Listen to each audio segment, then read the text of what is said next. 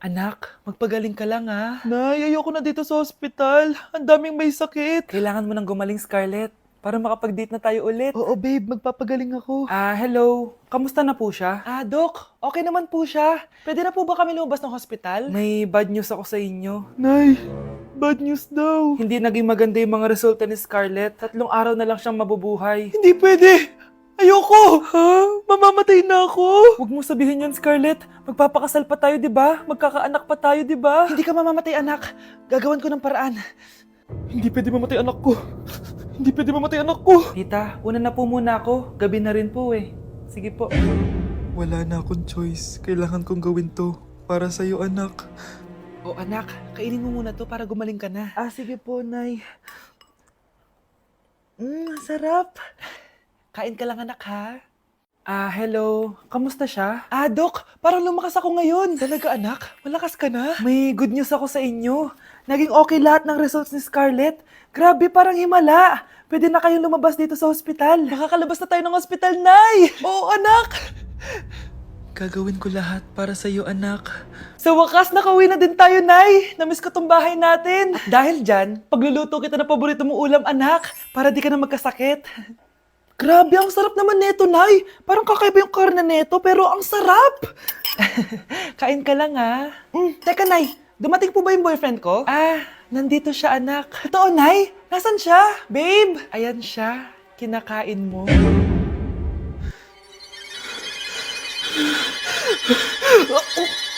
Baby, away tayo.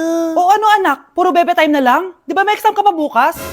Opo, Nay. Try mo kaya mag-review para di ka puro bagsak. Diyos ko. Sige, Nay. Challenge accepted. Makaka-perfect ako sa exam bukas. Sino nagsabing hindi ko kaya mag-review? Baka Scarlett to. Ba't tumatawag na to? Bakit, Bes? Nagre-review ako. May bago akong chika. Importante ba yan? Importante. So, eto na nga. Go, Tess! Spill the tea! Ano nangyari? 1 hour later.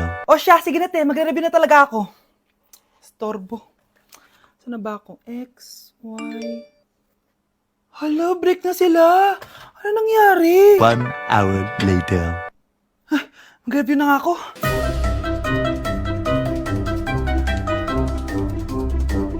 Good morning, anak! Anak, bakit ganitsura mo? Hanay, nag-review ako buong gabi. Akala ko puro numbers lang yung math.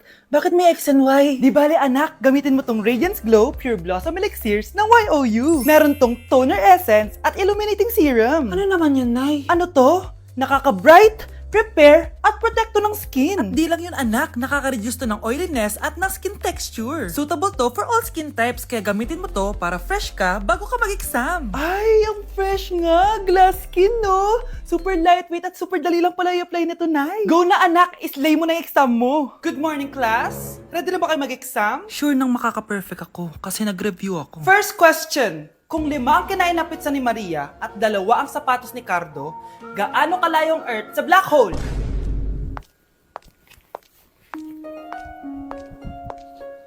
Hindi man lumabas ang mga nireview ko, ang importante, maganda ako.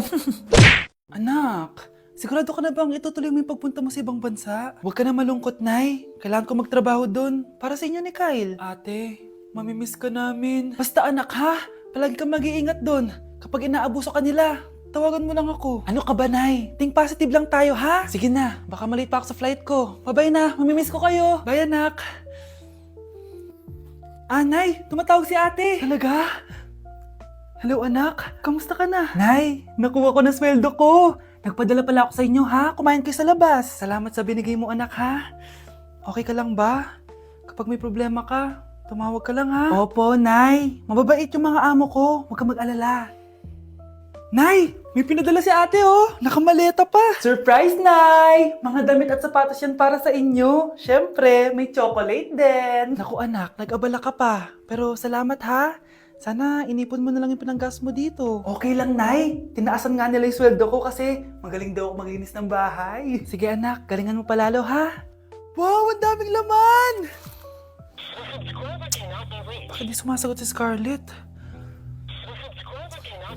Baka busy. Anak, tumawag na ba ate mo? Ilang araw na siyang di tumatawag, ah. Nay, May tumatawag. Salamat sa Diyos, tumawag na. Hello, anak. Nay, may pinadala ulit sa ate. Ang bigat. Ano? Anong nawawala? Ano kaya naman nito? Hello? Hello?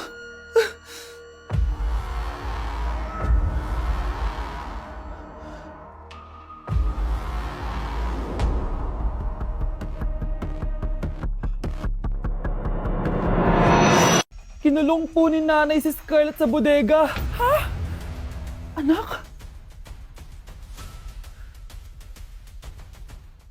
Anak? Walang iya talaga yung tita mo. Anak, sorry kung ngayon lang ako nagpakita.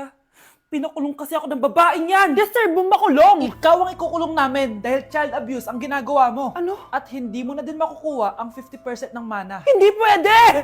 Nay, masaya ako na nandito ka na. At hindi na din tayo maghihirap dahil sa pamana ni tatay. Masaya din ako, anak. Siyempre kasama ka dito sa Manta.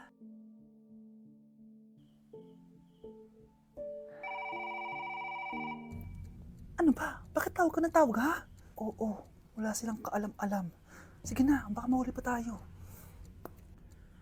Sa wakas, sa atin na ang mana. Maghahati tayo dito. Palayasin mo na yung mga batang yun, ha? Ako bahala. Ang galing talaga natin magpanggap date. Mga anak, aalis na tayo dito sa bahay. Lilipat tayo sa mas malaking bahay. O eto, mga gamit nyo, inimpake ko na. Talaga, Nay? Scarlett, huwag ka maniwala dyan. Nagpapanggap lang yung nanay mo. Samantha, ano yung mga pinagsasabi mo? Magjowa sila ni attorney. Sinet up nila tayo. Ganyan ba ang ugali mo, Samantha? Kaparehas ng nanay mong sinungaling? Samantha, ano ba? Kung ayaw mo sumama, edi wag. Sige, kung totoong anak mo talaga si Scarlett, saan at kailan mo siya ipinanganak? Ang dali naman yan. Eh di sa Manila. Pinanganak ako sa ibang bansa.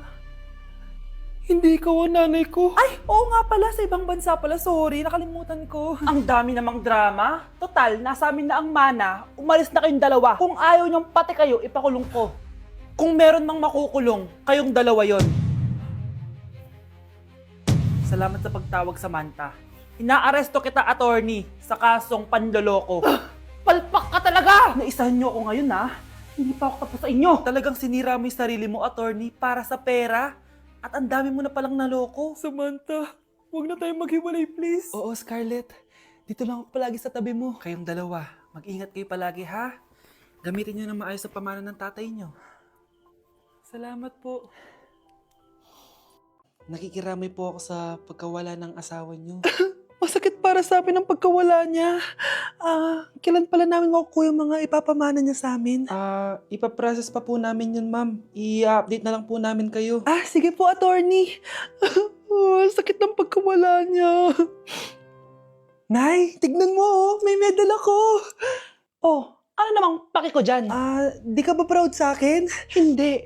At wala akong paki sa'yo. Iniwan ka na ng tatay mo, di ba? Kaya pwede ka nang umalis dito. Bakit ka ba ganyan sa akin, Nay? Huwag mo nga akong matawag-tawag na nanay dyan. Kadiri! Hindi kita anak. Ang nanay mo, wala na. Malandi kasi. Nay, gutom na ako. Ay, gutom na baby ko. Wait lang, mag-order ako ng steak for you, ha? Yay! Steak, my favorite! Ampun lang pala ako. Nasaan na yung totoo ko, nanay?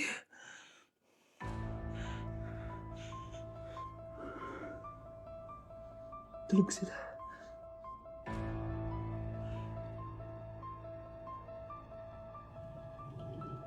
Nasaan na yun? Ito ba si nanay? Ay! Sino ba ito tumatawag na to? Muntik na yun. Attorney? Hello ma'am, may update na po sa ipapamana ng namatay niyo pong asawa. Sige. Punta ka dito sa bahay. Sa wakas, ito na yung araw na pinakahihintay ko. Hoy, ikaw! Pag dumating dito si attorney, magtago ka. Hindi niya pwedeng malaman na may isa pang anak ang asawa ko. Sige po. Ma'am, nakuha na po namin yung last will and testament ng asawa niyo. Ang nakasulat po dito ay, ang 50% ng kayamanan niya ay mapupunta po sa inyo. Ha? Mali ata yan, attorney. Dapat 100% ang mapupuntang kayamanan niya sa amin. Kami lang ang pamilya niya eh. Bali ma'am, ang nakasulat po kasi dito ay ang isang 50% po ay mapupunta sa isa niyang anak. Ano? Baka yan yung isa naming anak na nawala. Oo, sa amin na lang yan. Ako ang isa pang anak ni Ramon.